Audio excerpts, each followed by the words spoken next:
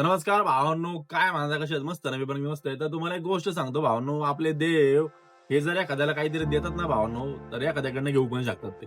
म्हणजे त्याच्याकडनं पण घेऊ शकतात किंवा त्याच्या जवळच्या माणसाकडनं घेऊ शकतात, पण घेऊ शकतात. आणि त्याचं उत्तम उदाहरण म्हणजे ही मुलगी. हिच्यासोबत काय घडलंय किंवा मी असं का बोलतोय ना, तेही तुम्हाला थोडक्यात सांगतो. आणि सुरुवातीपासून सांगतो भावांनो. तर ही मुलगी तुम्हाला माहितीये की कुंभमेळ्यामध्ये आली होती भावांनो, व्यापार करण्यासाठी, म्हणजे व्यवसाय करण्यासाठी, काहीतरी विकायसाठी आली होती. त्यावेळेला हिला आपल्या कुठल्या तरी इन्फ्लुएन्सरने म्हणा किंवा कोणीतरी व्हिडिओ शूट केला हिचा आणि व्हायरल झाला भावनो तो. त्यानंतर ही फेमस झाली भावनो भरपूर. आता फेमस झाल्यानंतर मग तिथे न्यूजवाले गेले, त्यांनी काही प्रश्न विचारले आणि त्यातले सगळ्यात मोठे प्रश्न किंवा महत्वाचे प्रश्न म्हणजे हिचं वय आणि लग्न कुणासोबत करायचंय हे विचारलं गेलं होतं. त्यावेळेला हिने काहीतरी वेगळं सांगितलं होतं, ते आपण तुम्हाला थोड्या वेळात दाखवतो. त्याच्यानंतर भावनो ही फेमस झाली, सगळ्या गोष्टी झाल्या, पिक्चर पण साईन झाले होते वाटतं. काही दिवसानंतर अशी बातमी समोर आली की ही मुलगी हिच्या बॉयफ्रेंड सोबत केरळमध्ये गेली आहे भावनो लग्न करण्यासाठी. हिच्या बॉयफ्रेंडचं नाव फरमान होतं आणि ही एक हिंदू आहे भावनो. तर त्या ठिकाणी केरळमध्ये जाऊन यांनी लग्न केलं. लग्न पण कसं केलं तर तिथल्या सरकारने सपोर्ट केला भावनो यांना लग्न करण्यासाठी.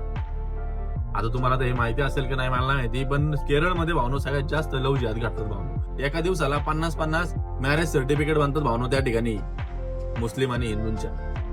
असे प्रकार त्या ठिकाणी करतात आणि तिथलं सरकार फुल सपोर्ट करतं. त्यांनी ह्या दोघांना पण केला सपोर्ट. त्यांचं लग्न लावून दिलं, सगळ्या गोष्टी केल्या.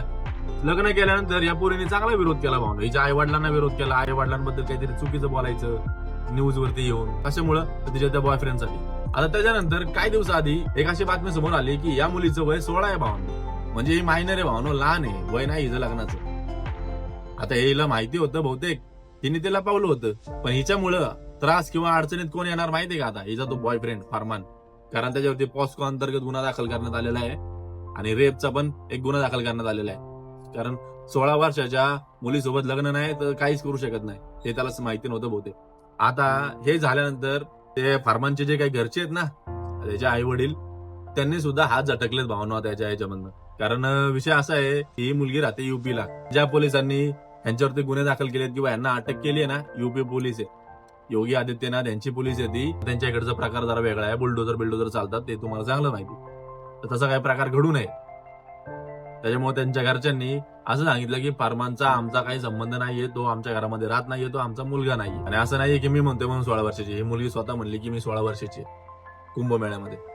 आणि त्यावेळेला तिने हे पण सांगितलं की माझं लग्न जर झालं तर मी आई वडिलांच्या म्हणण्यानुसार लग्न करणार. पण या दोन गोष्टी ज्या ते बोलली कुंभमेळ्यामध्ये, ते सगळं केलं नाही, त्याच्या उलटच करून ठेवलं सगळं. आता एकच गोष्ट सांगतो, आपल्या खास करून मुलींना त्रास द्यायचा प्रयत्न केला आई वडिलांना, तर मग आज जी परिस्थिती या मुलीची आहे ती उद्या तुमची पण होऊ शकते.